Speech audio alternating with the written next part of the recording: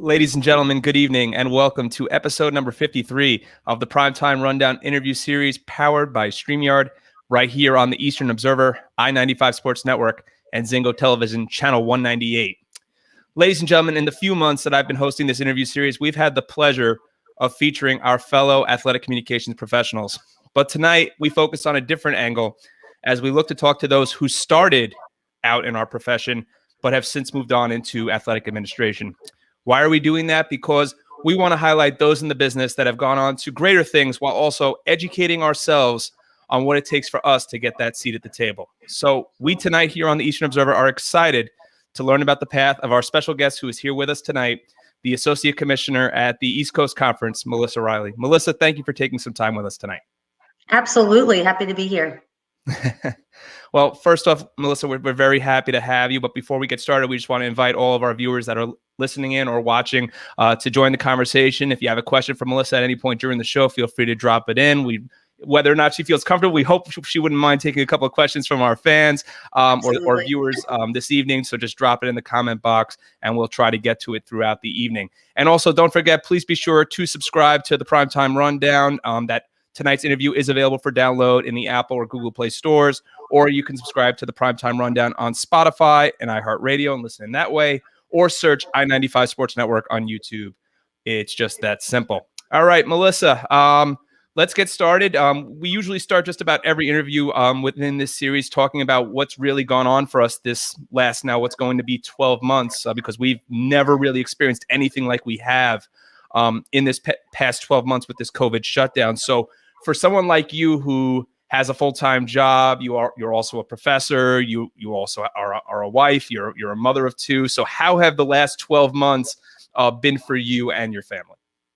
I'm sure, like everyone else, interesting to say the least. There were some positives, though. I can't say after just about a year ago, this March, the second week in March, everything shut down. And from there, I moved to an at-home office. I still have an at-home office with I'm on my laptop right now, but I have a 2-screen setup in my office.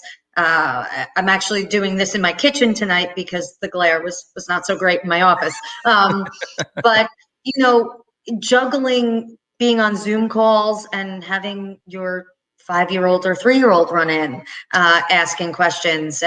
But on the flip side, my husband and I had more quality time together with our family because that's all we were doing. We weren't leaving the house except to go on bike rides and whatnot. And today was a gorgeous day. We started that up again. But it's been interesting. And anyone that you talk to in the field, whether they've been in the field for couple of years or 60 years, no one's ever experienced anything like this. No.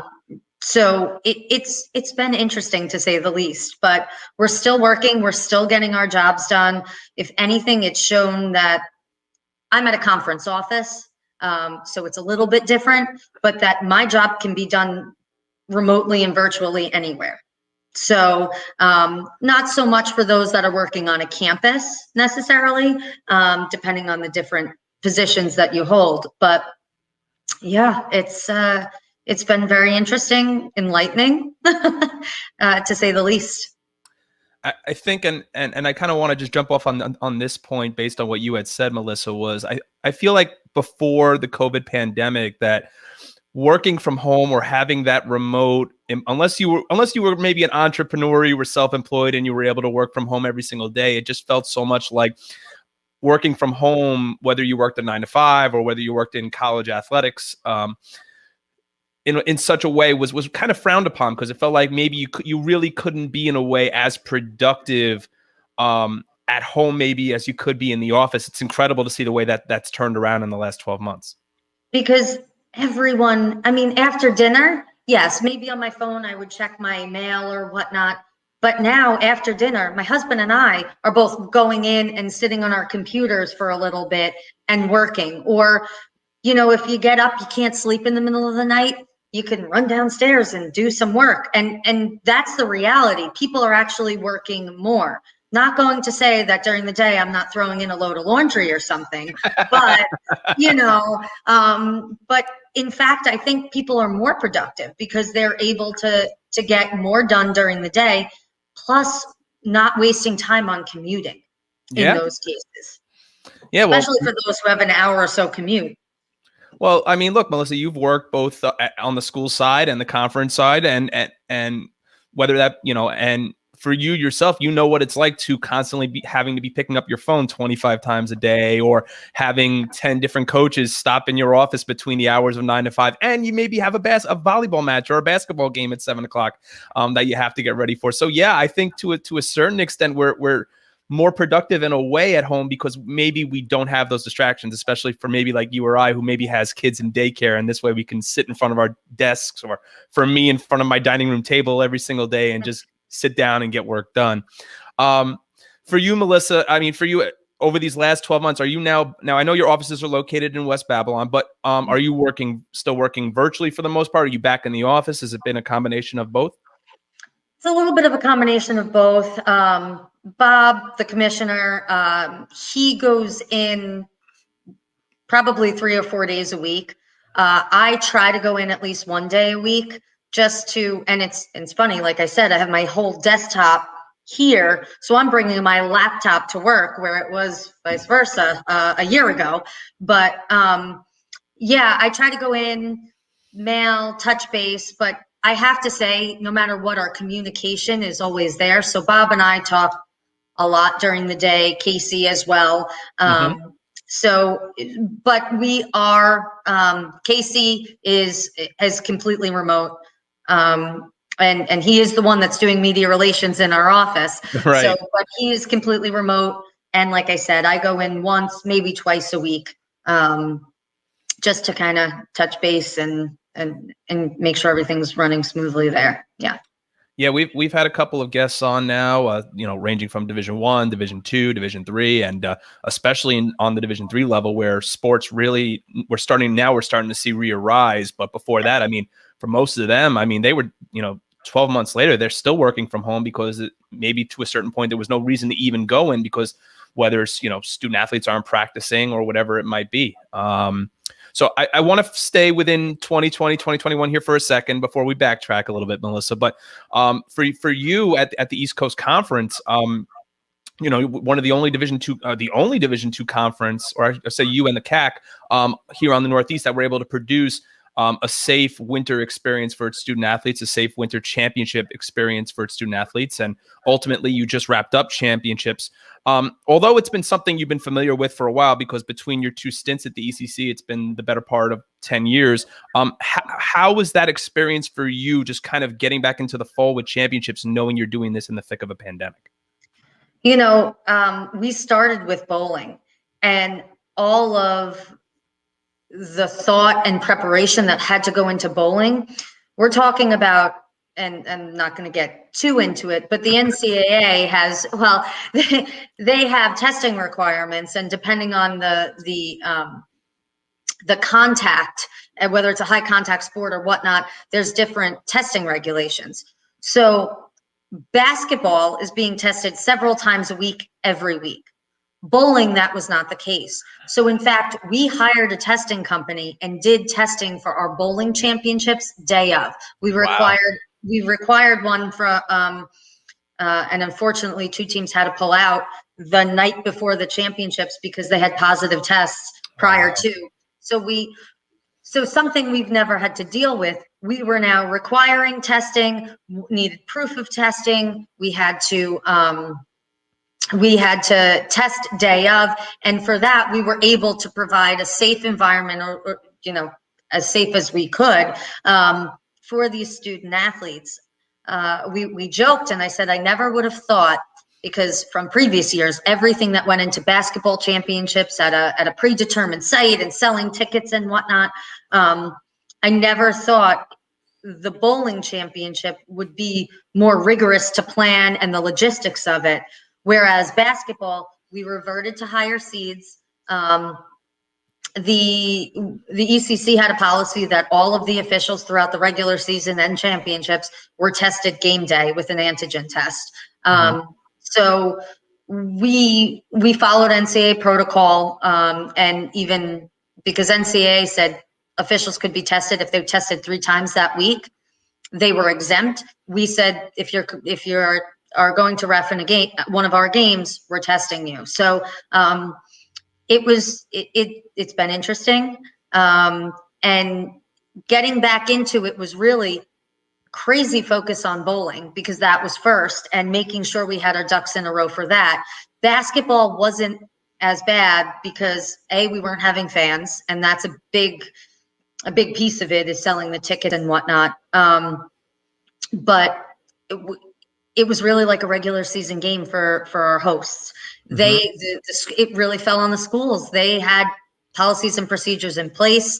The seating for the bench area was all staggered, special timeout sections, masks being worn on the sidelines when folks weren't playing. And of course, we streamed it. Casey in our office really has built up, I'm going to say, an arsenal of video and production equipment for multi-camera shoots. I think we had a 4-camera shoot going. We were able to have broadcasters, but at least the parents and the fans and the student body were able to tune in virtually, like we're doing with everything else, and really tune into the championships. Yeah, that's so important, and we're learning more and more now with not being able to, at least in the state of New York, at least right now, not being able to have fans at events and trying to keep everybody socially distant, that the best course of action is to make sure that we're putting out the highest quality broadcast that we can, so at least parents and fans and alumni and so on can be engaged. But for those that don't know the East Coast Conference, in terms of the number of schools, full-time and associate, that you sponsor bowling, you are the largest conference in the Northeast. So so for you, when you want to, comparing basketball to bowling is kind of like comparing apples and oranges in a way, because in terms of aside from maybe the schools that opted out at the start of the year, I mean, you're talking about testing how many schools at this point to make sure that they're all ready for a championship, hoping none of the tests come back positive. Yeah, we were 2 of our associate members are actually in Tennessee. So they had pulled out because they'd have to be a week here quarantining in New York and whatnot. So, and some institutions were not sponsoring winter sports at that point either. So from our 14 that we had, we were down to 9 prior to championships that were planning on coming, and day of we were down to 7. But we successfully tested that. We still can't believe it that we tested over 60 coaches and student athletes with not one positive. But we really think that was because of the pre-testing, pre-tournament testing protocol that we had in place. That's fantastic. So now we're going to do a little backtracking here, Melissa, and we'll come back eventually to 2021, but I want to start with you right at the beginning. So you're originally from Long Island. You're originally from Suffolk County in the town of Islip. So for all of us, we always say it on the show, or for those that I've interviewed, at least, I've always said that your love of sports, we don't just work in sports because it's an avenue. We don't work in sports because it's not a 9-to-5 job. It's not a 40-hour a week. And we have off on weekends. We do it because we love it and because we've always loved being around it, aside from just doing what we do for our student athletes. So can you describe a little bit of what your childhood was like and what really grew your passion and love for sports? Absolutely. Sports was and still is a huge part of my family. Growing up, to be honest, I was a dancer. I danced for almost 15 years. So I was into dance, but my brothers were 3, 4, 5 sport athletes, everything from soccer, basket, the traditional soccer, basketball, lacrosse. They played roller hockey. They played baseball. They played everything. My dad played soccer. He was president of our soccer club in our town, East Islip Soccer Club. And my grandfather was an All-American football player, and my uncle coached football. So sports is in my blood. I did play volleyball all through middle school and high school. I didn't carry it through to college. But sports, I've always been, I officiated soccer. Like I said, my dad was president of the soccer club, and I made money on the weekends reffing. Wow. So yeah, those crazy like U7 soccer games, those little 6-year-olds. Where the parents are getting way too involved, right? But that's, it's just been, we joke, football is huge in my family. Although my brothers did not play. My grandfather played and my uncle played, and my dad played soccer. But on Sundays, you would think we're a Buffalo Wild Wings at my parents' house. We have a 3 TV setup. Like they bring TVs from Wow. downstairs, and one's on Direct TV, one's on this, and one's on that, and we have some different. My one brother's a huge Bills fan.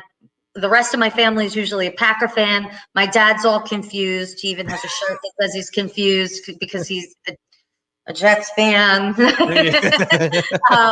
But and my husband's a Giant fan. But everybody, we joke because you can't be in my family unless you're a Packer fan. I've been to Lambeau. Wow.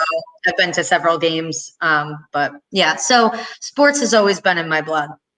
Wow. A couple of things that I may have never known about you. And Melissa, I think you and I know each other better part maybe of 15 years now. And so you're a Go Pack Go fan. I did not know that.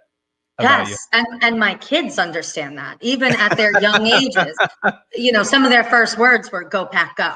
That's what is said in my house on the weekends, on Sundays. So you didn't name your kids Aaron and Brett after all, right? No, my mom was probably pushing for Brett, but no, we have a Ryan and a Logan. And Melissa, I might be mistaken here. Are you also the only daughter of your family? Are you the only girl? I have 2 brothers. Yes. So for you, when you say sports is in your blood, I mean, for you, being around basically besides your mom, who's also a sports fan, all boys in your life, sports must have been just a religion. It really was. Again, I was a dancer and I did that, but the weekends were consumed at fields, whether it was the soccer field, the rink. As I said, my brothers played roller hockey for a while, basketball. I was working in sports. My youngest brother played at a D3 school up in Vermont, and I was working in college athletics and would somehow still I was working at the ECC at the time. I made almost all of his games for his 4 years. And me, my mom, my dad would hop in the car and go travel somewhere in New England for his games. So it's a passion for all of us.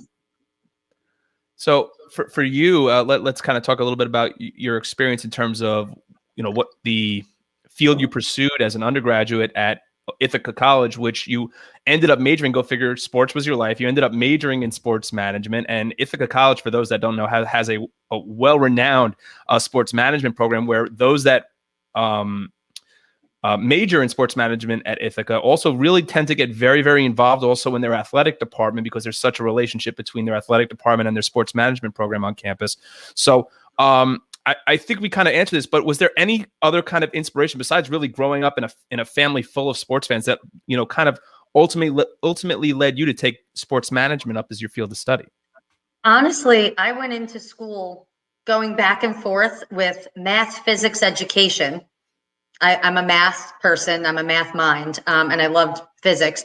And I do enjoy teaching, as you mentioned. I'm an adjunct professor, but it was either between that or sport management. And I went back and forth, but I took my intro to sport management class, and my professor was amazing, Dr. Wayne Bland, and we hit it off. And I was in the sport management department all the time. And so he said to me, is this what you're doing? Are you choosing this as your major? And I said, yes. And I forged such a fantastic relationship with all of my professors. I was on interviewing committees for hiring new professors and whatnot. And really, that's what solidified it, was being at Ithaca, taking that class and loving it, and taking all of my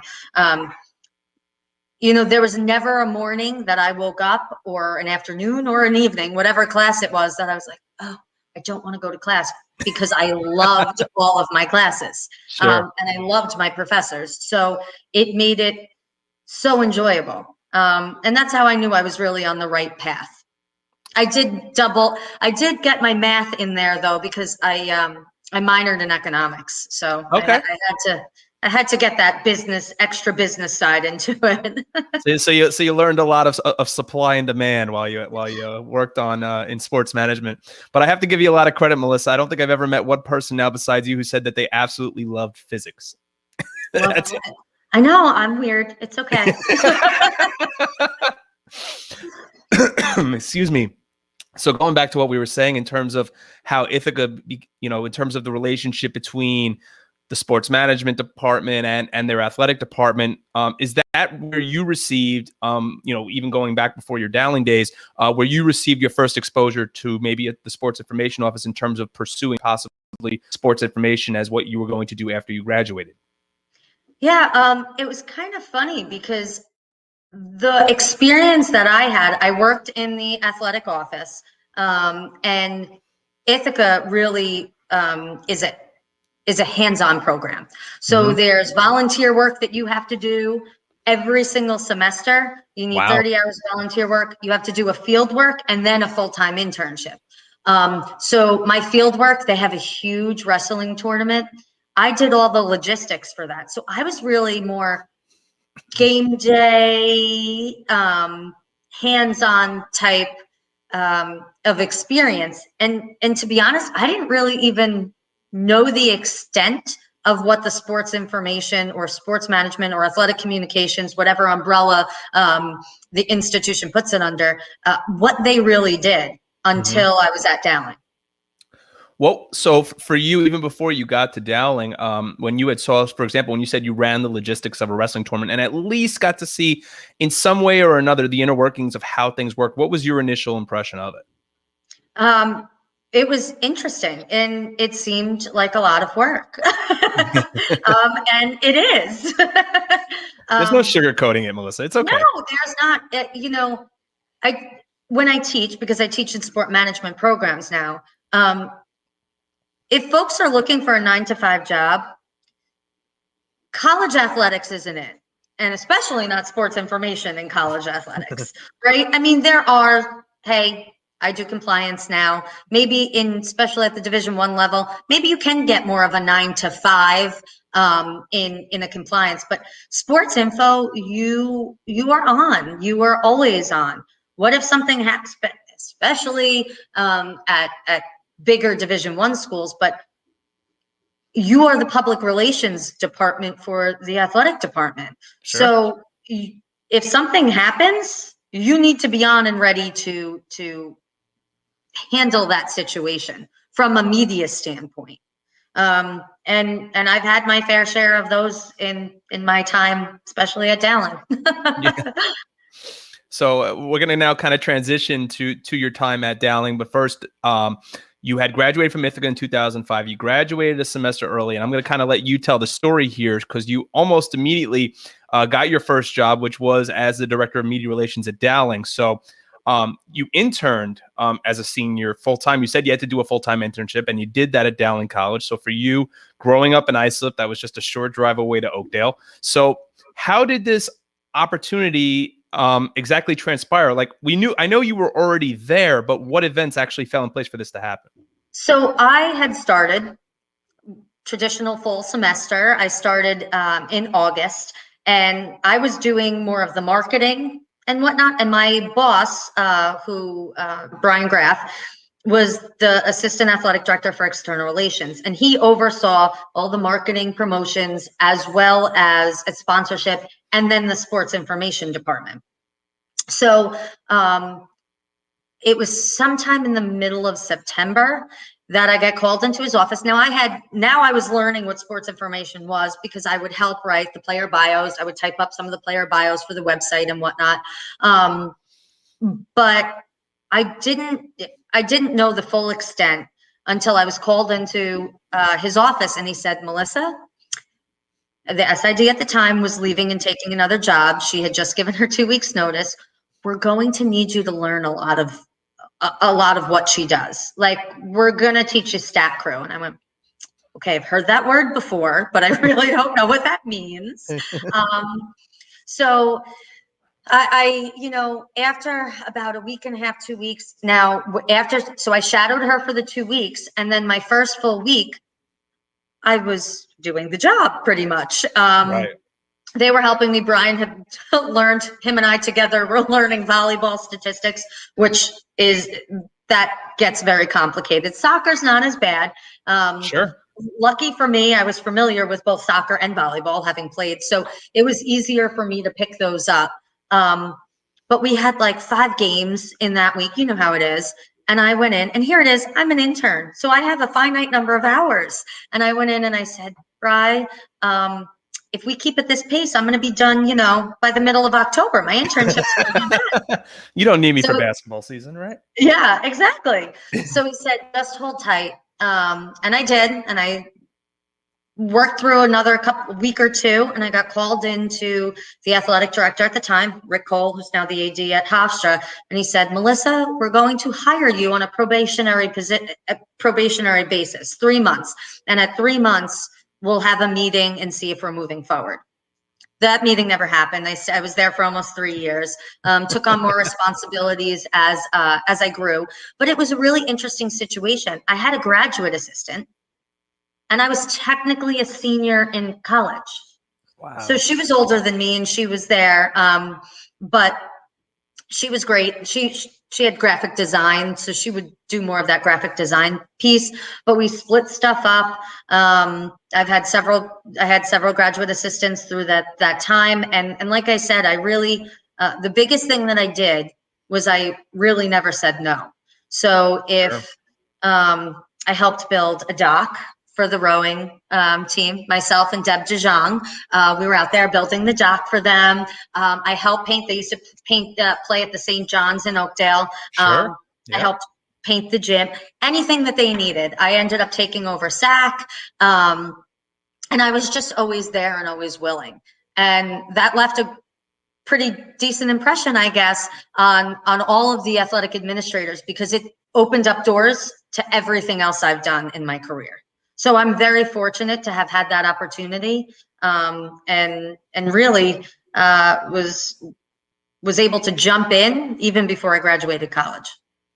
Who is, if you don't mind me asking, who's that first GA that first worked with you when you came to Dowling? Denise Salzman. She was a basketball player. She was a former basketball player, and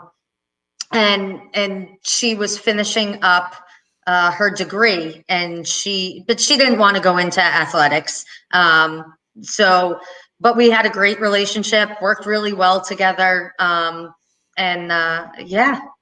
So she was playing for Joe at the time then, right? No. She had played for, now I'm trying to remember. And we're going to show my age because this was 17 years ago and I can't remember. No, she had finished playing, but at the time, because Joe came to, I don't think Joe was always at Dowling. When I first started, I believe there was another basketball coach. I don't remember who it was, because I know Joe was at Malloy for a short period of time when his first stint at Malloy. Before he came back to Dowling, I think. Yeah, it was. So it's really bad, but I'm drawing a blank, but I don't think it was Joe when I first got there. I know the changes in men's basketball, and I'm really trying to place it, and I can not. Joe did eventually, I thought he was there my second year. He might have been there the whole time. That's all right. No, when you said women's basketball, the first thing that clicked into my head was Joe Pelican, just from his tenure there and the number of years that he was there. So for you, only being an intern at this point, and you get to meet with Rick and meet with Brian, both of whom are at Hofstra. So for you, I can only imagine, what was the intimidation factor like for you accepting, whether it was probationary or not, basically a director's spot at that point? Yeah, I was the director of athletic communications. Brian and I had and still have a great relationship. So even as an intern, that wasn't intimidating. Rick is a great guy, but sometimes can be intimidating, especially, all of these things that this man has accomplished. Sure. And to be honest, I did attend I told you I was a volleyball player.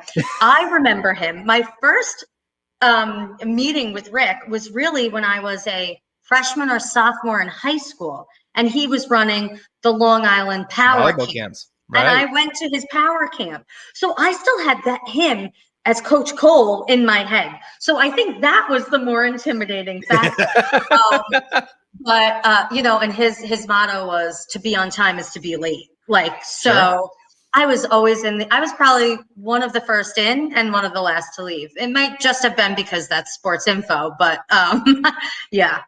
Yeah. But it was, you know what, it was a great opportunity. I knew it was a great opportunity, and I'm not one to say no to a great opportunity. So for you, just looking back on your time again, showing our age, right? 17 years ago. But what advice today, looking back now, again, you really, we'll get to the teaching part and how really you're mentoring the future generations of sports administrators and athletic communications professionals. But what would you say to someone that's watching tonight, or whoever it may be, to say to someone that's looking to obtain a similar role early on in their careers? It's really about making the connections, which I was fortunate enough to do, but taking initiative and being willing to do things. So like I said, I did a lot of things that sports information directors do not do. I was around and available, and I made myself as marketable as I could be.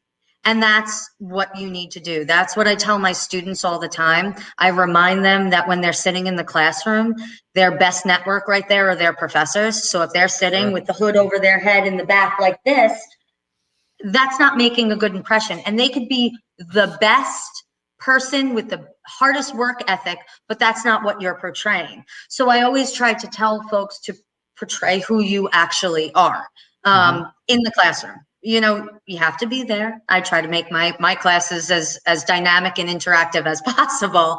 But everybody you meet, be willing to make that first good impression and take the initiative.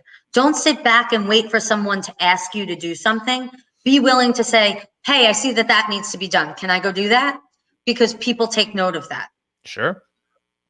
Well said in terms of being proactive. So for you, what was it, let's backtrack again here just a little bit, but what was it about your undergraduate experience at Ithaca, even before the internship, or I guess with the internship included, that made you feel the most ready for that responsibility?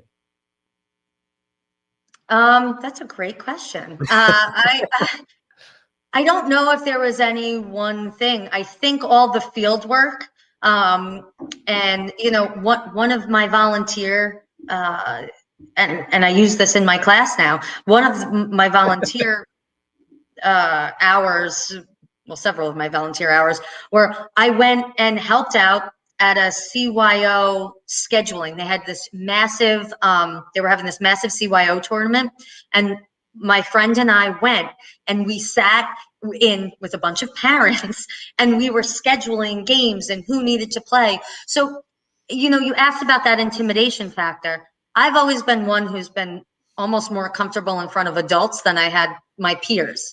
So, I always wanted to hang out with the parents. The kids would be playing in one room and I wanted to sit in with the adults. So,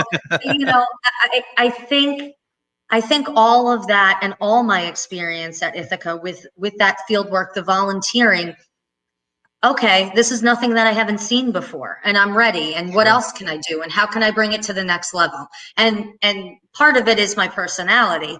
But it really was the experience that some students thought forced you to do, but really all they were doing was preparing you to be out in the real world, because you can't learn real world situations from a textbook and sitting in the classroom. I'm a strong believer of that. Stuff happens, when the national anthem goes on slow-mo and you can't fix it, and it's the national anthem, so can you really stop it? True story. I was not the sports info person that it happened to, but I was the associate athletic director standing right next to the American flag going, oh, this needs to end. Oh, this needs to end. These things, they don't teach you that in how to handle these situations in a textbook. Yeah, no, it's So for you, you made so many memories in your time at Dowling. See, I know you've done 10 years at the ECC, but for me, I always remember Melissa Perry as the SID at Dowling, because that's really, for me, when I was an undergrad at Post and getting to meet you for the first time. That's how I always remember you. So for you, what will you always remember about, you know, your time at Dowling? Do you have a favorite experience that, I'm sure that you've got a lot, but do you have a favorite experience that you can pinpoint to? There are a handful, but Dowling men's soccer. So Dowling men's soccer and the volleyball team both made it. Volleyball to Elite Eight, men's soccer to the semifinals, and it was a fall festival year. So we were all down together. Great time. Situation with the hotel, it was not okay, and Rick moved us into this other amazing hotel that were all suites, and it was cheaper than the other hotel. It was great. It was fantastic.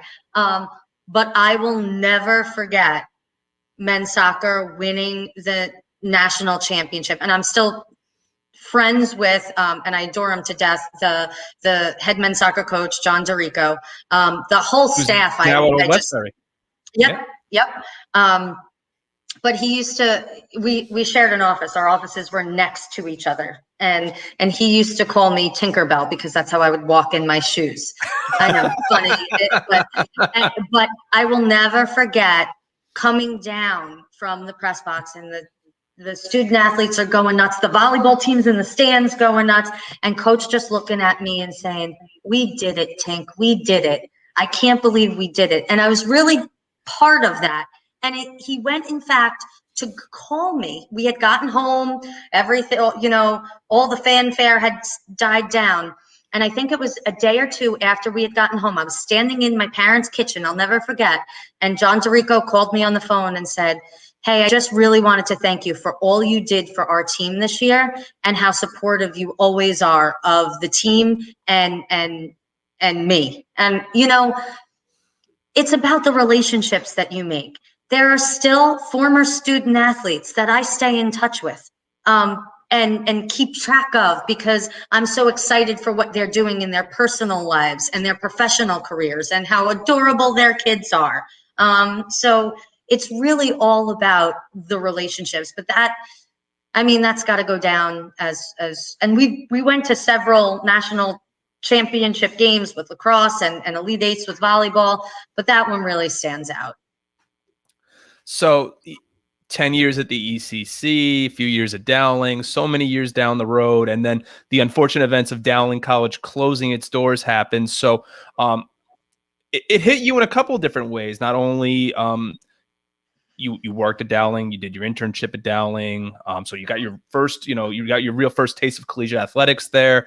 You got your master's degree from Dowling. And then, of all things, you've done 10 years at the ECC, where Dowling was a founding member. So for you, how did it hit you when you heard this news? Well, I was in the hospital because I had just given birth to my eldest child. And it was the day after, I think, that I had him, or the day of, because I had him the wee hours of the morning. But I remember being in the hospital saying, we had gotten news that we thought something was happening, because it actually was, they were closing, they weren't closing, and They were closing in a matter of like 48 to 72 hours. So a lot of emotions. I actually received my MBA from there. During my first stint with the East Coast Conference, I went to Dowling and got my MBA. My mom has her undergrad and graduate degree from there. And then on top of that, everyone in the athletic department were all very good friends of mine. So it hit me on several levels. Sure. You know, feeling for those student athletes, feeling for the coaches, feeling for the administrators. It's devastating. It's devastating when any institution says that they're closing their doors as an institution or discontinuing an athletic department. It's upsetting when an institution makes a decision to discontinue a sport. Yeah. So, I mean, but just thinking about all the history, I mean, full disclosure, I live around the corner from Dowling. So I see it every single day. Yeah. Um, and my kids love it. We go to the Racanelli building outside, and they go and they call it the echo space when we're on our bikes. But it's just it's sad. It's just sad, and to be honest, I'm fearful for what's to come, especially after the pandemic, Yeah. for a lot of smaller private institutions. So, hoping for the best for all of them, obviously. But there could be a massive change in the landscape of colleges in the next couple of years. Especially private schools too. But you were talking about how you ride your bikes and you're just a stone's throw away from campus, and I'm sure even doing something like that where you're riding past and you just see the doors are closed, and I'm sure it's an experience that I'm sure you don't want to relive. But it's who knew that. Speaking of former members of the ECC, I mean, Concordia College just announced that they're shutting their doors as a result of the pandemic as well. So the pandemic just continues to spiral. The pandemic continues to give back, but it just in the worst ways possible. So we're going to get back to your time at the ECC just because it's taken up so much of your career that we will discuss it and talk about your relationship with Bob and Casey. So you served in two separate capacities when you first started the ECC. You started out as their director of media relations before moving on to the business side and becoming the assistant commissioner. But that ultimately resulted really in your first non-SID in some way, full-time administrative role where you were named the senior woman administrator and the associate director of athletics at New York Tech.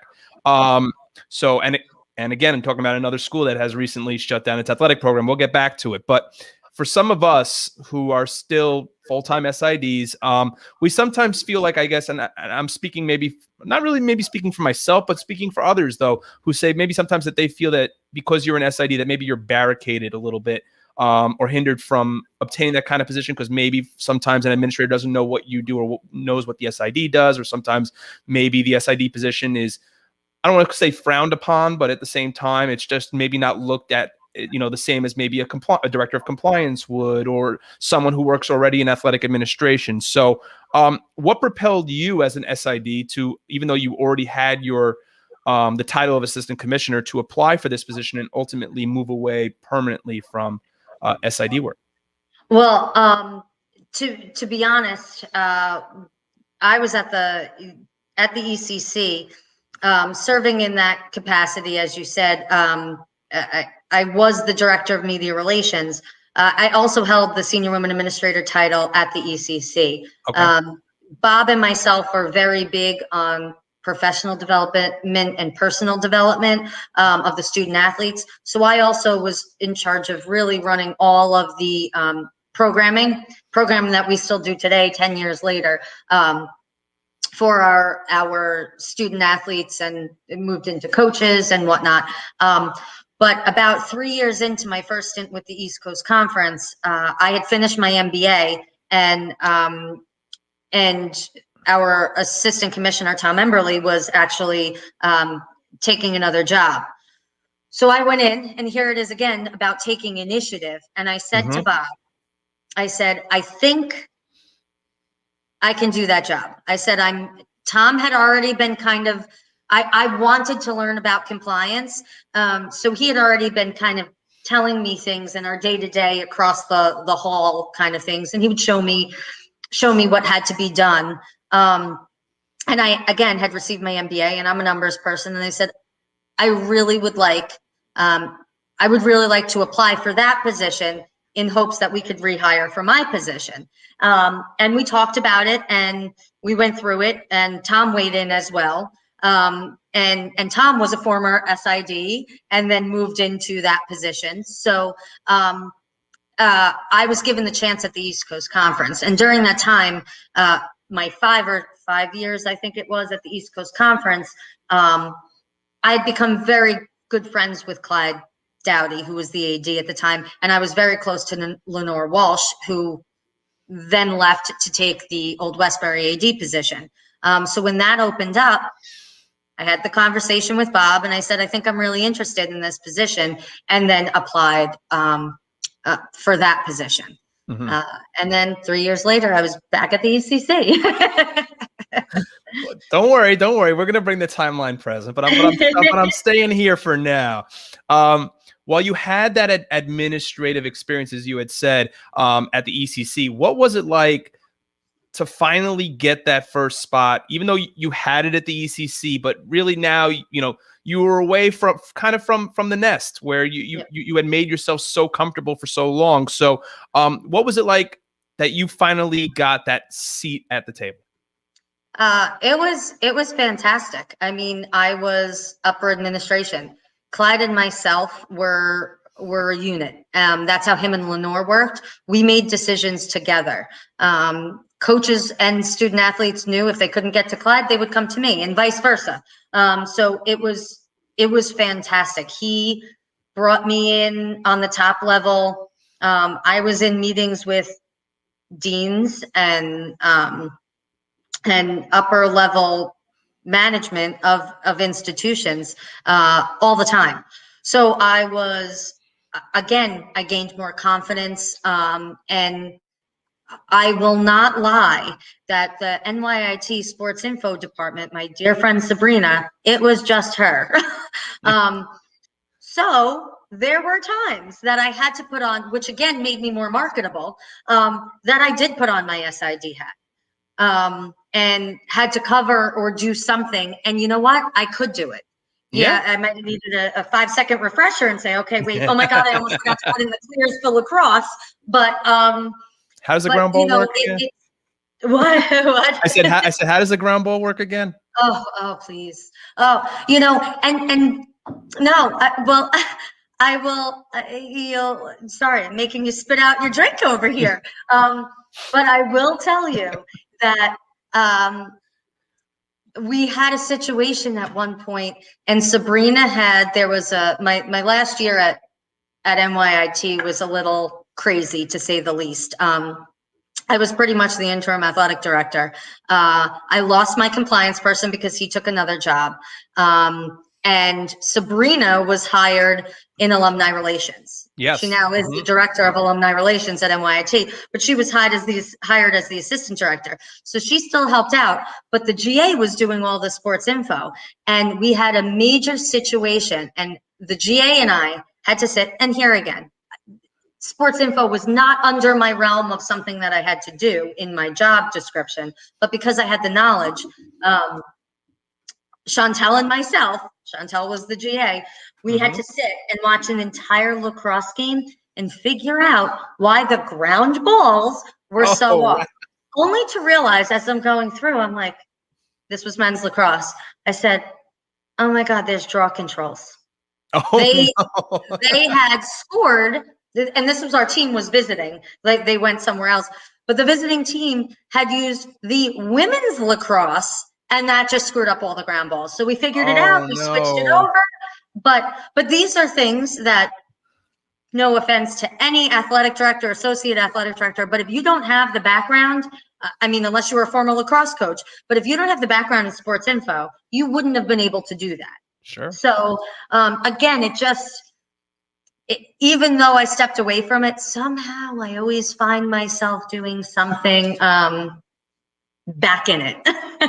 Even now. That's not a bad thing. That's not a bad thing, Melissa, because it's something you can always, not that you need to, but it's always something that you can fall back on. And I worked with Sabrina plenty this winter, working St. John's basketball games, and it was great just talking to her about, what had happened at New York Tech and just kind of reminiscing about just some experiences. But this has become a bit of an ECC retreat because Tom had commented telling you not to talk bad about that Tom guy. So,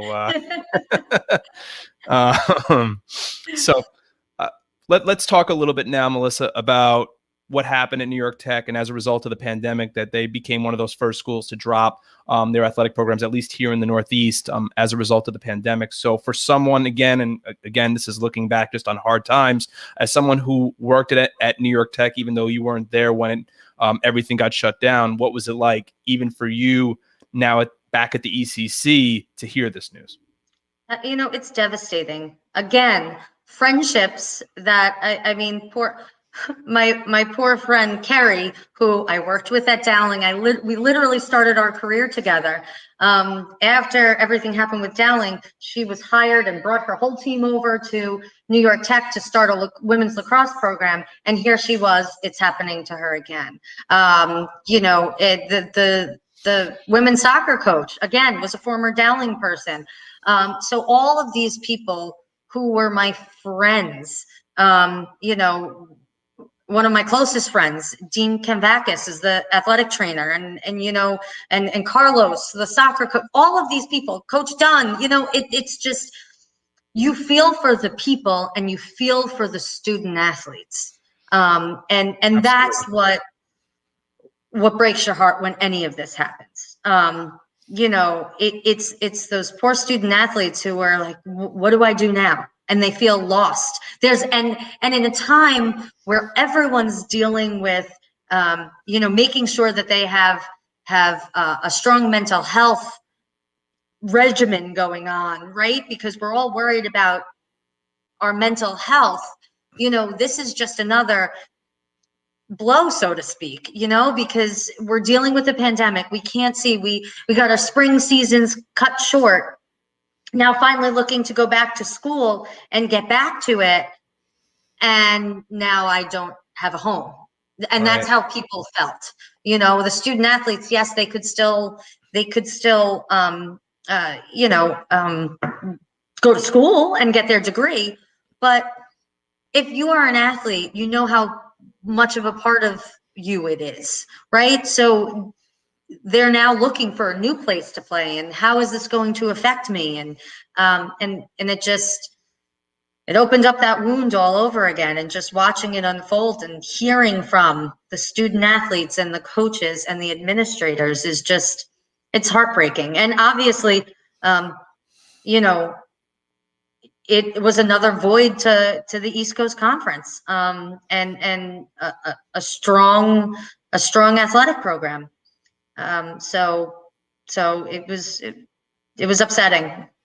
And a school that, and you said a strong athletic program, just had a very rich basketball tradition, a rich volleyball tradition with Gail over there, and two lacrosse programs, one of which on their men's side that had won a national championship. So it's you know, it was hard again to see them shut their doors, and hopefully you know, this isn't the end, you know, or at least the ultimate end for New York Tech. So let's bring your timeline now to present, where you came back, returned to the ECC as associate commissioner. So you know, let's reflect on your time and your current at the East Coast Conference. So for you to be back where you're comfortable, what is it like to just be back working alongside Bob and Casey on a daily basis? It's like home. You know, we always joke, Bob is my work dad. But you know, to let you know the relationship, I was working at Tech when I got engaged. And he was one of the first people. My family was there. My best friend was there. And I'm sitting in the car. We were actually headed into Arthur Avenue for a feast. It was September. And not a bad choice. Yeah, but so we're heading in. And I went, I have to call Bob. And I literally called him and I said, I just got engaged. And of course he said, congratulations. And I said to him, this is a wedding that you are not getting out of. You have to come. But we you know, I have great relationships with actually both of his daughters. His oldest daughter actually is working at Malloy, so we get to see her a lot. And his youngest daughter babysat my oldest son for at least a year. She was finishing up her master's in social work, and she babysat for my son Ryan, and so the family is always they're like family. Casey, I had known. Casey was a student athlete. We're the same age, but Casey was a student athlete when I was at Dowling. So we joke about that too. And from his time as a GA at Dowling, and so I am so fortunate that I get to work with my friends, and people that I am very close to and that I love. So that's really, really special. So coming back, it was like, lose a beat. Was in touch with them all the time. I was only at NYIT, so I had seen them a lot anyway. But it was great to be back. It is great to be back. I think I lose track of time at this point. I think I'm back 6 years or 7, something like that.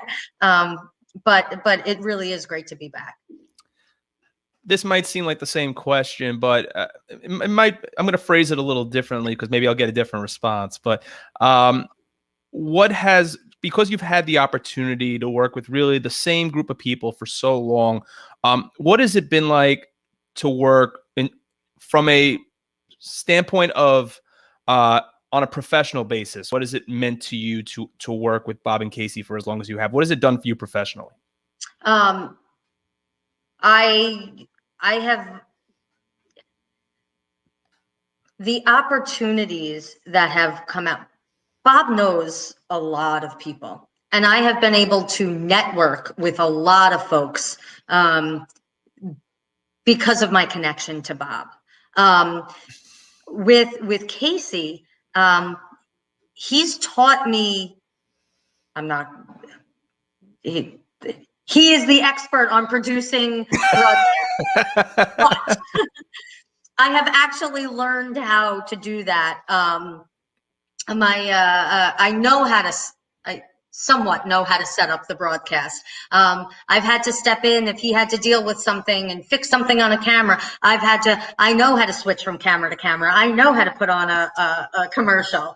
Again, I am by no means a great producer, but I can do that, and I can speak to that. So even he's helped me fine tune even that sports information side.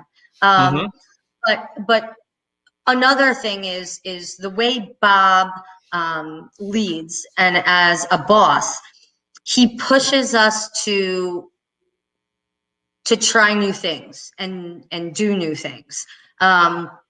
So I've had the opportunity to sit on NCAA committees, really with his blessing or his, hey, why don't you try this? I'm currently on the committee on infractions.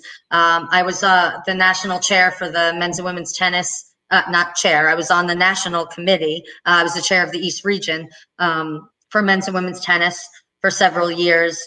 I have sat in on meetings. I am very involved with on the level with the President's Council. I've become more comfortable speaking with college presidents because that can be an intimidation factor. But under that guidance, I've been able to enhance myself professionally. And again, he's the type of boss that leads by example. And it's great because we are on the same page with how we value certain things, especially like I had alluded to before, but personal development and professional development for our student athletes. So we've been able to do a lot of cool things with that. We're currently planning to a professional development opportunity for senior women administrators, actually all females in our athletic departments. And we're also working with something special for the SAC.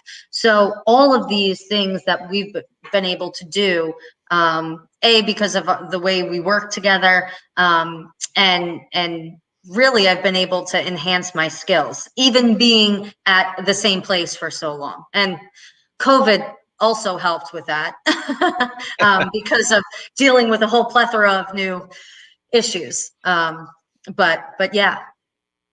Yeah. You told Bob he couldn't miss your wedding though. Yes, I did. He could not, and he did not. What did he say to you though when you actually told him that? What did he say to you the second you told him he couldn't get out of your wedding? He laughed and said, "I know." His wife wouldn't let him either. She's the best. So yeah, it really is. It's just fantastic. Good.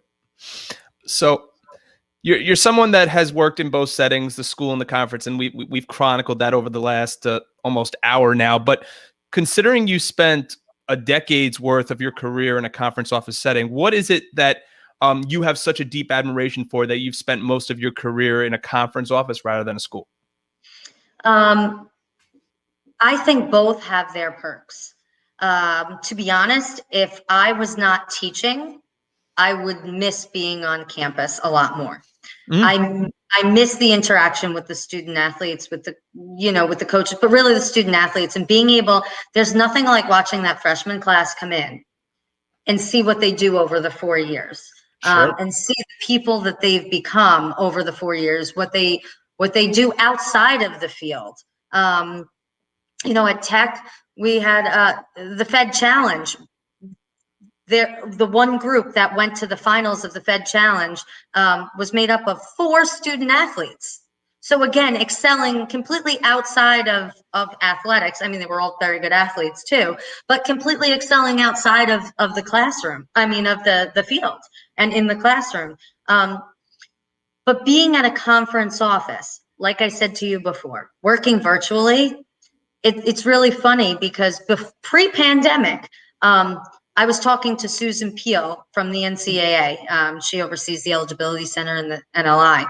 And she had said that they were seeing at the Division I level, a lot of conference offices moving to remote because everybody travels for championships anyway. Everybody travels for meetings anyway. So it doesn't really matter that you are all in one place or all in an office. It also helps to bring talent from all over the country, really, because if you're not in either making that choice to relocate yourself and your whole family to take a job or just travel probably the same amount that you were going to travel anyway. Right. So being a mom, having 2 kids, the conference office affords me a little bit more flexibility with that. I'm not responsible for student athletes. I'm not responsible for coaches. I don't have that need to be on campus 24/7 like I used to. I joke all the time. I said, I don't think if I stayed at Tech, I don't think I would have had kids because I had 250 kids. They were my kids. Right. And working in college athletics, and depending on the person you are, you mentioned with student athletes and coaches popping into your office at times. I've heard and helped student athletes deal with some really difficult outside of academics and sports issues. So they were my kids. I care about them. I want the best for them. So I don't think I would have had kids if I stayed on campus. I wouldn't have been able to fit them in. But now, if the right opportunity were to arise, I would never say that I would never go back to a campus. Aside from, I kind of lost my train of thought. I was actually going to make a joke and say, aside from telling Bob that he couldn't miss your wedding, what for you has been your favorite moment or experience from all these years that you've had in the time at the ECC? Has there been one in particular that you could pick out? I'm trying to think. There's just been some really interesting situations where you can't help but laugh. Sure. Like when you are trying to come home from the NCAA convention and your flight gets canceled. And you're trying to get home, and I forget where we were, but it was something absurd. Like I think we were in Indy, and we had to fly to Indy to New York, 2-hour flight. No, we had to fly to Charlotte and then come back. So funny, crazy things that happen like that, or, amazing. I have to say, a really amazing night was at our ECC men's basketball championships. Several years ago, we were at the University of Bridgeport, and Malloy was in the finals, and Charlie Marquardt's son was in the game. And he led all players with, and they ended up losing the game, but he had something ridiculous, like 50 points in the game, like unbelievable. He could not miss a shot. And it was really amazing to watch because his father was coaching him. Yeah. And it was an amazing moment for him. And just being in there, and listen, I'm just at the conference office. I don't have any real affiliation with the team, but just getting that energy and feeling that. And even the other team, I think it was St. Thomas Aquinas, and they won the championship. But even the other team was just in awe of this kid and how he was playing. So like, that is a moment that stands out. Obviously, all the behind the scenes funny things that happen, you know, things going wrong and people not doing what they're supposed to. And, you know, and all you can do is laugh about it because ultimately it's up to the schools to do certain things. But it's just, we have a really, really great group. I always say how fortunate we are. The group of athletic directors and athletic administrators overall in the East Coast Conference are really fantastic. And I'm not just saying that, but I've heard stories from others from different divisions and different and conferences aren't as necessarily close knit as the East Coast Conference is. And we're really in it to help each other. And that's another great thing to see. So we really do pull together and have each other's backs. And I'm really fortunate to be part of something like that. So we're going to bring this conversation now full circle back to 2020, because I don't think we can have this conversation without reflecting really on the past 12 months and what happened last March for all of us as athletic administrators, sports information professionals, athletic trainers, compliance, whatever it may be, coaches, student athletes, and just having their season just come to that screeching halt as it did. So can you, and you would be the first guest that I'm having on of the guests that we've had on this interview series from an SID perspective that works at the conference office. So can you take us through the events, maybe not on your campus, but in your office when the announcement came down that sports was stopping?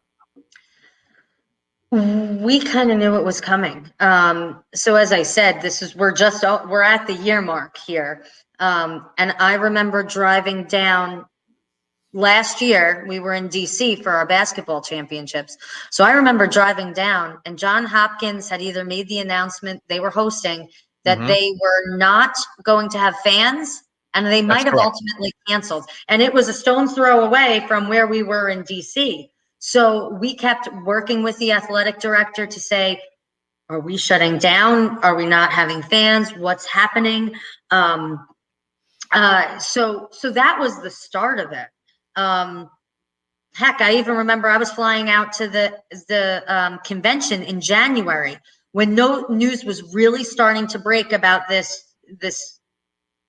virus that was in China, and that they were going to start to test. This is 2 days before I was leaving to go to California, that they were testing at LAX and JFK. And I was flying out of JFK into LAX and going, should I be going? And that was in January. Right. Fast forward to, we get back from the basketball championships happen. We have fans. Fast forward to the week after, which is this current week now, 1 year ago. And we're hearing all these things. We're talking with our colleagues at the Northeast 10 and the CACC. What are you hearing? Bob is on management council, so he's getting information. And we were going back and forth on, do we cancel bowling? Do we not cancel bowling? We were in the middle of planning it. And then we got the word. And you know, I was thinking about it, and I love the song, you know, The Day the Music Died, but it was literally the day sports died. And that's what it hits me, because nothing like this had ever happened before. No. That the NCAA is coming down and saying that they are canceling March Madness. They are canceling the Division I men's and women's basketball championships. That is like, it's still mind-blowing to think that got canceled. And then obviously everything else that followed suit. And, you know, the constant battle of, is this just going to be for now? What's happening with spring sports? Are we continuing with spring sports? Is this a pause? What is happening? And then it was nothing. We're canceling spring championships. What does this mean? And then from the compliance standpoint, the amount of, I was fortunate enough, I was in the right place at the right time. I was co-chair with Ellen O'Brien from the CACC. We were both co-chairs of the Conference Compliance Commissioners Group. So it's all of the compliance directors from each conference in our division. And so we had weekly calls with the NCAA, with the AMA staff, and the calls from the questions that you would never think are coming up. Well, can we do virtual streaming workouts? Does that count as CARA? And do we have to log these hours? And if we're doing some sort of social media campaign where we're juggling a soccer ball and kicking it over to the next person, does that count as CARA? And it was mind numbing, mind spinning, mind blowing, all at the same time. So it was 24/7, not knowing what's going on and what's happening. And to be honest, a year later, yes, things are better. Yes, we were able to have our winter championships. But now you hear talk, I mean, people are getting vaccinated, people are doing the right thing, wearing masks, making sure they're protecting themselves. But you hear that these new variants are out, and who knows is the vaccine going to protect people against that? So there's still so many unknowns that I don't know what's to come. And no one does. So we're all hoping for the best. We're all hoping that by, this time next year, we're laughing about it. I don't think Hopefully. we ever will, but, but at least that we come back to some normalcy and not what we're living in as the new norm. So I want to talk a little bit on a personal note now, because not only are we focusing on Melissa Reilly, the associate commissioner and the professional at the ECC, but we're also talking about Melissa Reilly, a mom of two and a wife. So, and also who has a beloved family. So how were you able to, in the thick of this pandemic, with everything that's going on, you're having all these meetings, and how were you able to even just push forward, in your responsibilities as a parent and a wife? Yeah, we really just tried to make time for ourselves and our family. We were the only ones we were really seeing, especially in the beginning. So Sure. Fortunate, we were in the spring, so we would be taking bike rides around the neighborhood. And we did, like I said before, we took our first bike ride today, this year. But we tried to have family time. We tried to do fun things with the kids. We explained it because at that time, my one son was just turning 2, his birthday's in April, and the other one was just turning 4.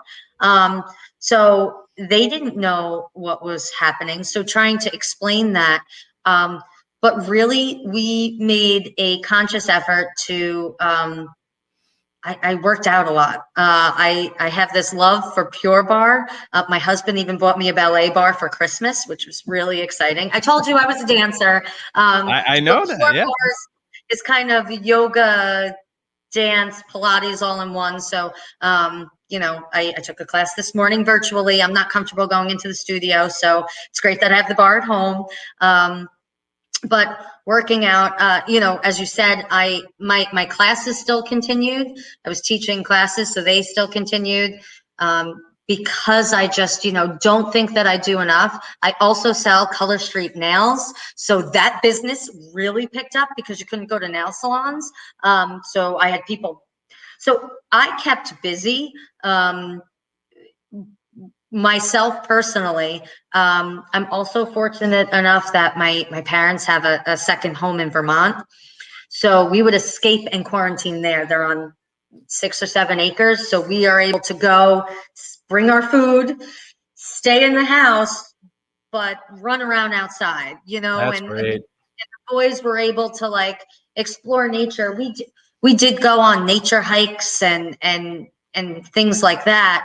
But, we were trying to make the best of it, I think, just like everybody else was, and trying to stay sane, with you have your anxiety, your fear, but working out definitely did help, still does help, and trying to stay as active as possible, because being confined to a house, you can go crazy. So outdoors was really an important part. I would sometimes take my laptop out on my front. I'm very lucky I have a front porch, and I'd do meetings outside because it was fresh air, different scenery, still doing my meetings, but and there are those, and I think everybody's understanding of it, but there are times that I'll be in doing a Zoom call and the kids are running in and you're saying, mommy's working, go away, mute yourself, turn off the camera if you can for a second, but these are the challenges that everyone's having. So everyone gets it and understands it. I don't think I can count the number of times until we sent our daughter back to daycare. It was daddy, play with me. Meanwhile, I'm on a meeting just the same as you, but no Peloton rides, no favorite Peloton instructor while you had some free time for the last 12 months? No, I do not. My mom has a Peloton bike and I still have yet to go and try it. But me and my Pure Bar community. That is really what helped to keep me sane.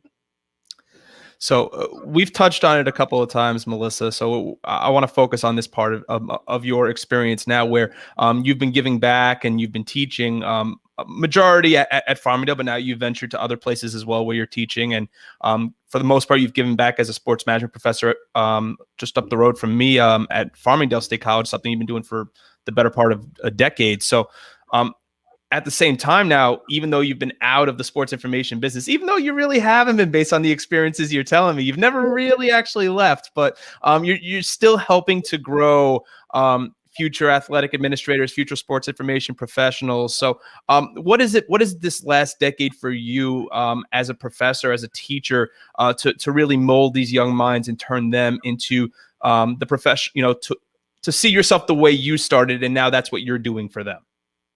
It's fantastic. And we talk about it. Sports information is centered around technology and really the evolution of technology in sport.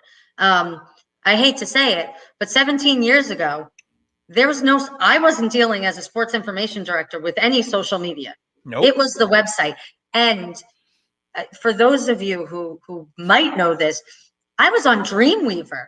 We weren't on, when I was at Dowling, so it would take me, when I was good at it and fast, at least a half an hour to put up one story. I had to crop pictures to like 4 different sizes and move things down and cut and paste and upload.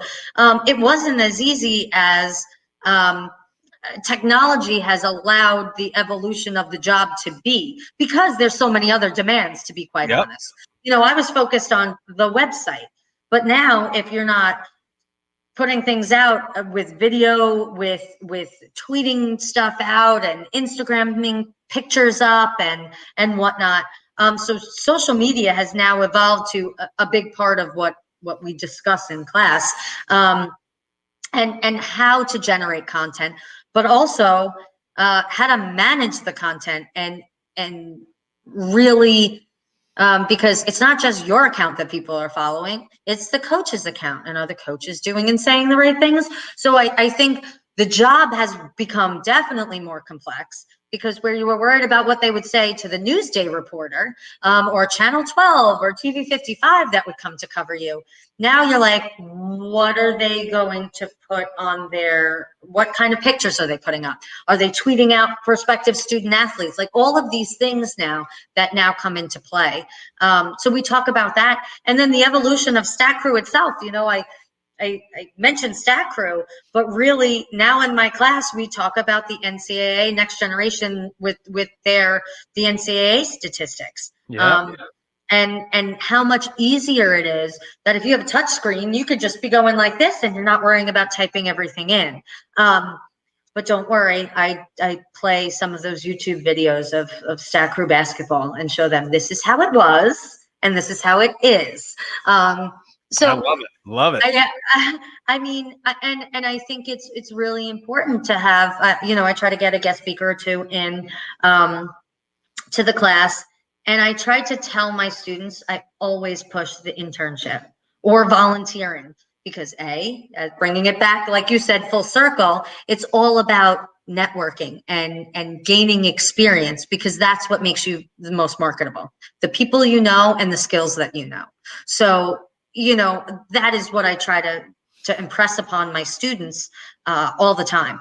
But it's been interesting over the last 10 years how my curriculum has changed, because that's the job has changed. We always thought that in 2000, or even a little bit earlier than that, with the .com boom, and that it was more 24-hour news cycle than ever, because even before smartphones, we were just able to go on the internet and see the news that we needed to in the snap of a finger.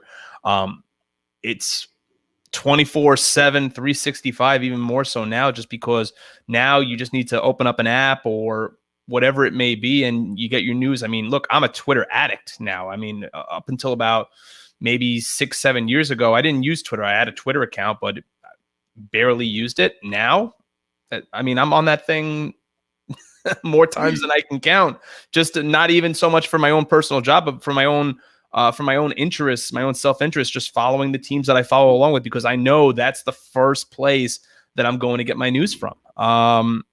So considering from where you started, and trust me, I remember those days, Melissa, even as a student assistant, just all you had to do was go to a game and use Stat Crew, and then go back and crop a photo and type up a story, and your day was done. There was no social media updating. There was no, I mean, there might have been a little video work, but not a whole lot. I mean, at that point, I think we were still using PowerPoints for our banquets, Yep. But as you look back over the last number of years, I would say over your decade and a half of experience, do you ever say to yourself that collegiate athletics, and granted, it has shown that way, but this is exactly where I was meant to be? Oh yeah, every day. I was honestly saying that when I was in college. I interviewed with the New York Giants for community relations position. Wow. Yeah, and as for an intern, it was a community relations intern. But everything fell into place the way it is. I tell the story all the time. They called me, said they interviewed 5 other people. Good news was I was their top choice. They interviewed one other person and she got the job. And they said, ironically, that I did not have extensive enough writing experience.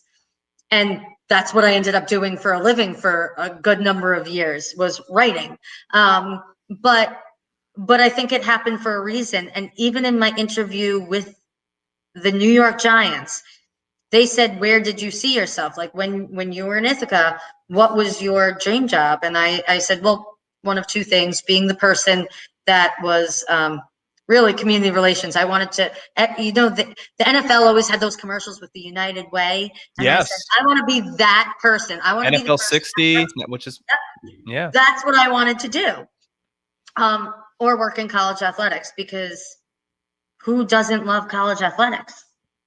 Some people don't like professional sports, but everybody loves college athletics. It's college. It's college kids, So there's not once that I regret anything that happens. People say, oh, were you bummed that you didn't get the Giants job? And I say all the time, no, because it landed me at Dowling, which landed me at the East Coast Conference, which landed me everywhere that I've been. And I am fortunate to have the experiences of all the places I've worked, but also I'm fortunate to be able to say that I can teach. And you said I teach at Farmingdale, and I'm teaching at 2 other institutions now, and I could not enjoy it more, because I do feel like I'm giving back. And I'm able to see the growth of these students, and a lot of them stay in touch with me still. I just got a question. Some reached out to me, had them 2 years ago, and is asking for a letter of recommendation. Wow. So, there are things that stick with me. And I'm a people person. If you can't tell from our interview, I am a people person. So, being in college athletics is great. There's nothing better, in my opinion. I'm going to ask you to put on your SID hat for 1 second here, Melissa, because I want to ask you, you work with Casey every day. You worked at Tech. You were the SID at Dowling. So you've seen a lot. So in 2020, 2021, besides hopefully the pandemic will be, far, far away behind us, hopefully sooner than later. But is there something that you, from what you've seen, that you would change yourself about the SID business today? That's a great question. Making sure you never leave an SID ever, anywhere. No, I know that's a joke amongst SIDs. I was left once, and I was not a happy camper. No, I just, I think honestly, making more people aware of what the profession is.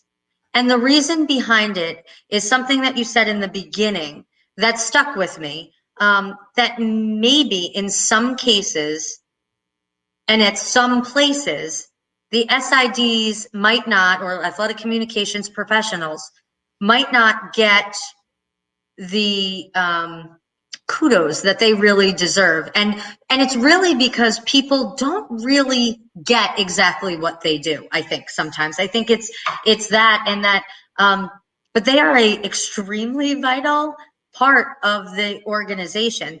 So by allowing others to know what really the job entails, and again, why I teach, is to open up doors and also earn respect for all of what these individuals do. I personally have the utmost respect. I know the long hours. I know what the job entails. So I totally have tremendous amount of respect. And I used to say it all the time. Um, the athletic communications professionals and the athletic trainers are the hardest working people in an athletic department. They have to deal and manage with every single coach, with every single student athlete, and the rest of the administration. They work the longest hours and they put the most into it. And that's not taking away anything from all the extremely hardworking professionals, but it's a very specific skill set for both of those two. And the demand is always there for them. There's never that off. So it's no surprise that two of my best friends from my time at Dowling and at NYIT were the athletic trainers. So, I mean, still to this day, Trish Cronin is a very good friend of mine, and she was the athletic trainer at Dowling. And Dean and I try to talk on a weekly basis. So SIDs and athletic trainers deserve the utmost respect in athletic departments. It's definitely a stance where I think SIDs, to your point, Melissa, from what I had said earlier, do feel devalued. But I think the way it seemed in certain departments is that maybe those don't know what the SID profession entails, but that the department can't live without it. So maybe we turn a blind eye to it and don't really understand, and maybe we don't want to understand what goes into it, but at the same time, we know that we have to have it there. So we're not done yet, but I just want to remind all those that are viewing, it's just been such a great conversation so far with Melissa for the last hour and a half. If you have any questions for Melissa, just to please drop them into the comment box. But before we get into a little bit more general conversation, Melissa, I want to talk to you a little bit about how now more than ever, we're being exposed to the lack of gender equality in sports, lack of gender equality in professional sports, the lack of gender equality in collegiate athletics, especially maybe more from an administrative role. How do you feel, based on, for someone that's been working in sports for nearly 2 decades, how do we, in your opinion, change that narrative? I think it is all about empowerment.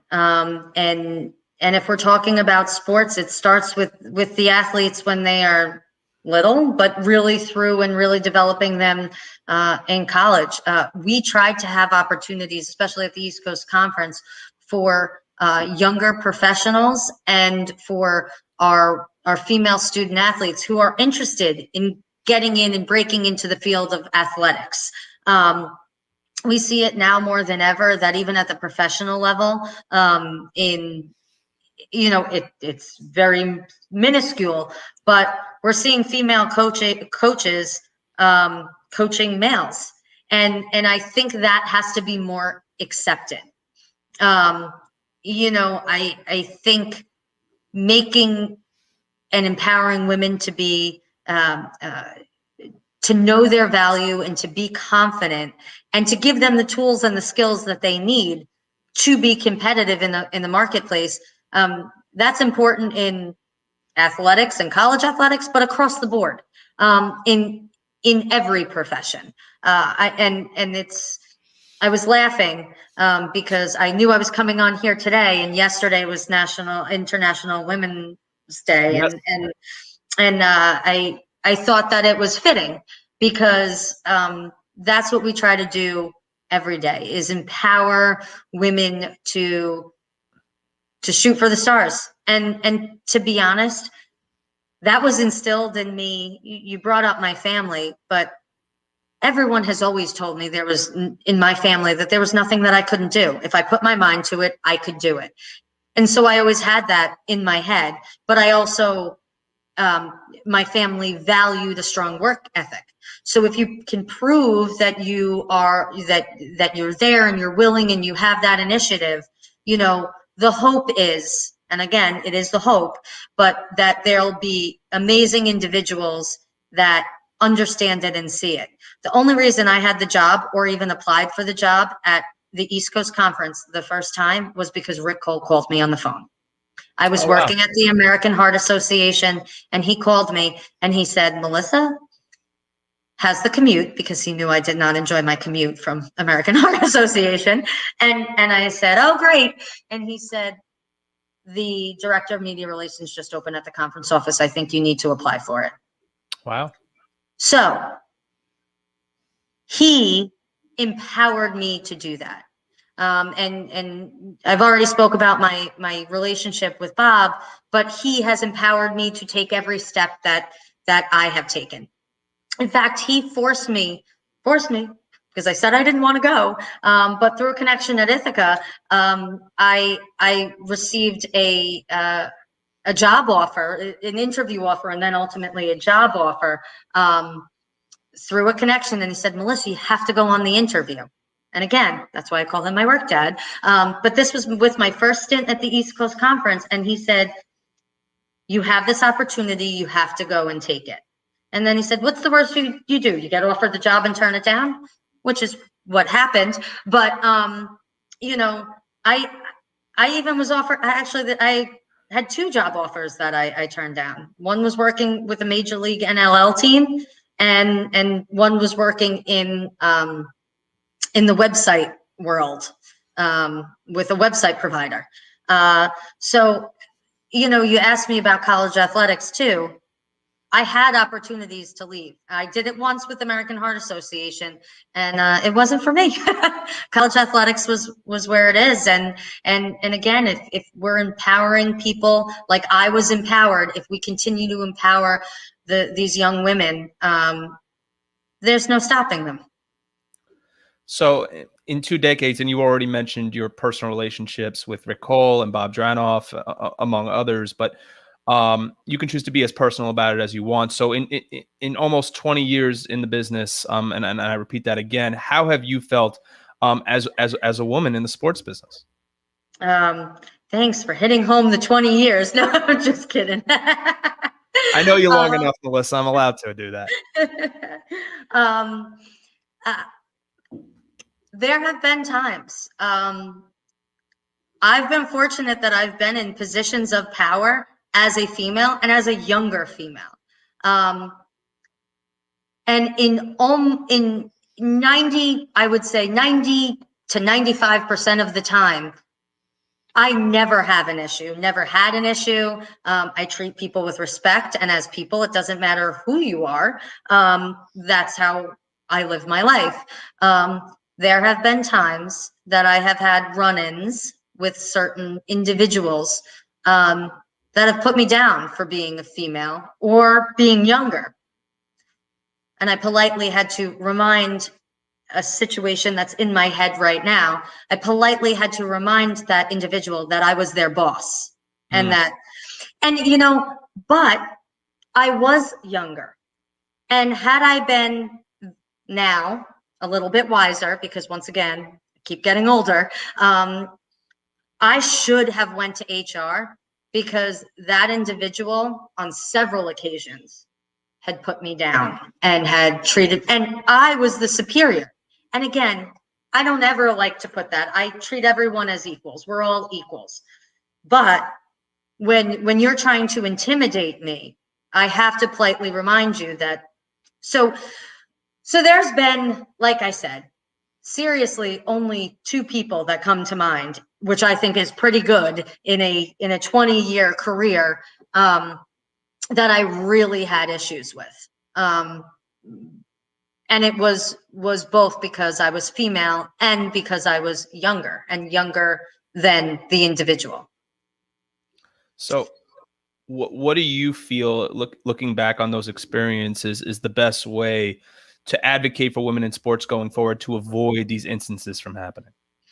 To be strong and to know what to do. Like after that conversation happened, like I said, I should have went right to HR and documented it. Because if somebody is making you feel uncomfortable, chances are that person's making other people feel uncomfortable too. So it needs to be documented. And if it's just a one-time situation in the heat of a moment, yes, things happen, but it still should be documented. So know your rights, as a female, as a person, as an individual, because nobody should be treated like that. Male, female, young, old, does not matter. No one should be made to feel uncomfortable. So in those instances, making sure you know who to go to when something like that occurs. It's one time, Melissa, but it's also one time too many. Exactly. So as we start to wrap up tonight's conversation, Melissa, I got a couple more questions for you. So for you, who has been your biggest inspiration in your life that you say really helped me get to where I am today? Who have really helped you achieve your goals in your career? Well, personally, and I know everybody says it, but my family, my parents have always been there for me, and my grandparents.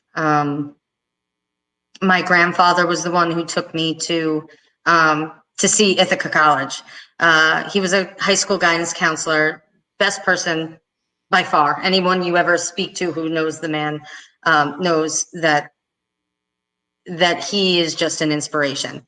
And so he, along with my parents and my grandmother, obviously, have pushed me to do everything that I've done today, to take the chances.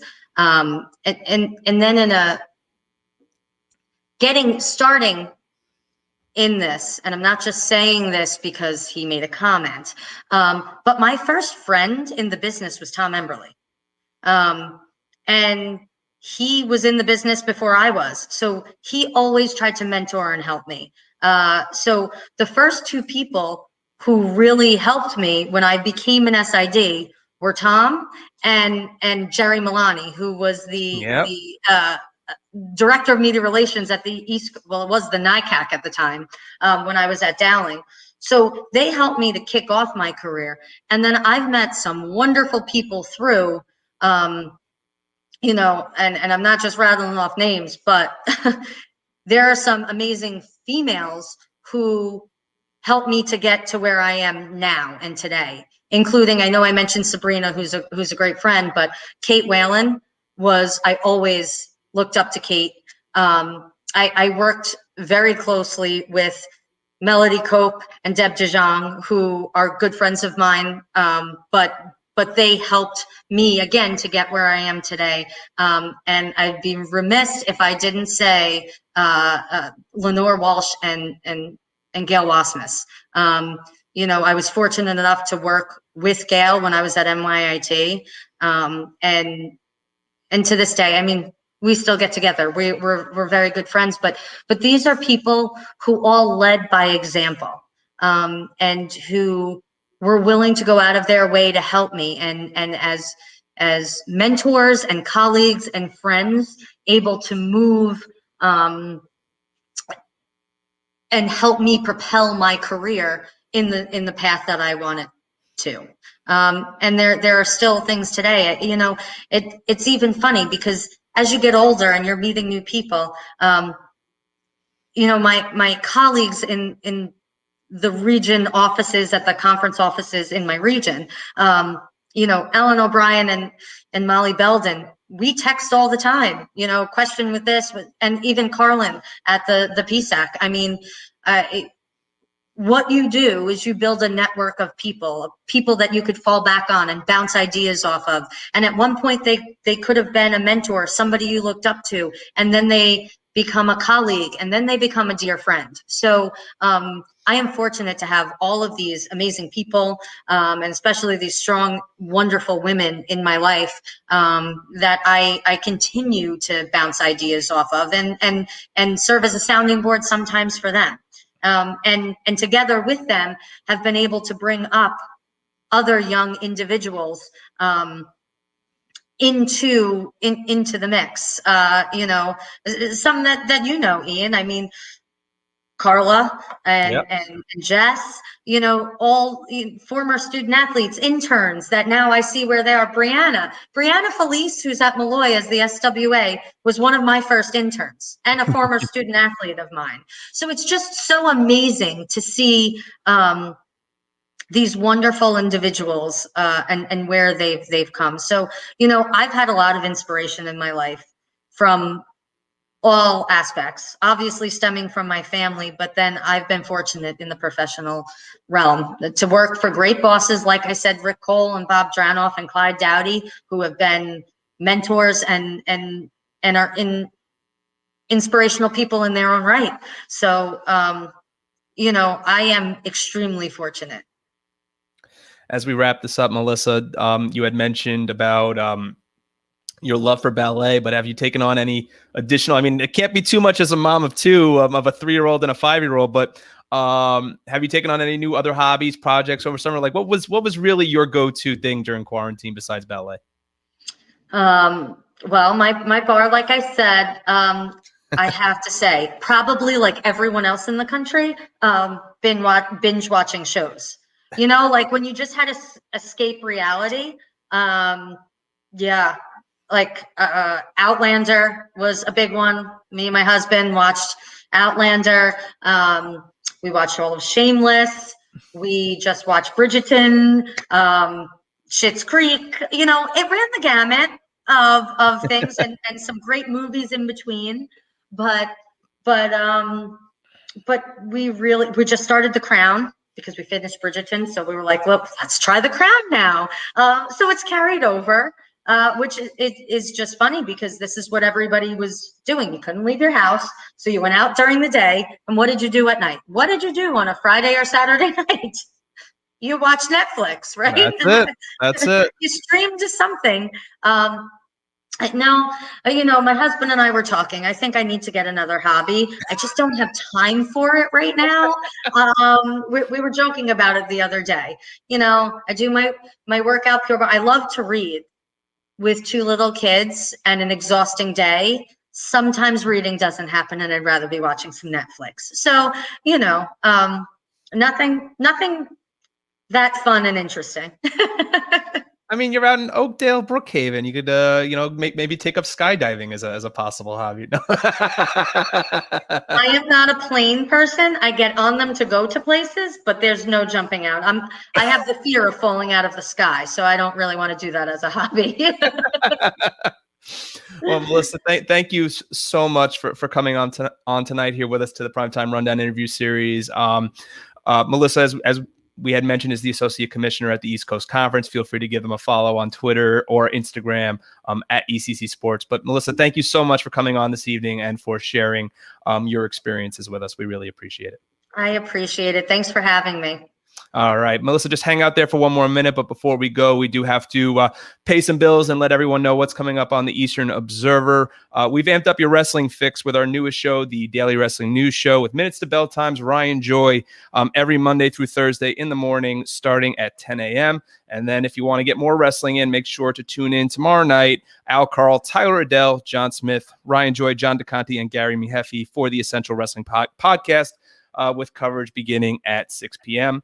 And don't forget, every Friday at 6 o'clock, Joey, Rob, myself, get you updated on what is happening on the pro and Division I college sports circuit on the Primetime Rundown. And we will have a lot to talk about in the coming weeks, including the NCAA Division I Championship NFL free agency, and opening day. And all programming can be seen on the I-95 Sports Network and Zingo Television Channel 198. And be sure to please subscribe to us on Apple and Google Podcasts, Spotify, and iHeartRadio. All of this powered by the Eastern Observer. One last time, ladies and gentlemen, for my special guest, the Associate Commissioner at the East Coast Conference, Melissa Reilly. I'm Ian Schraier, and have a good night, everybody.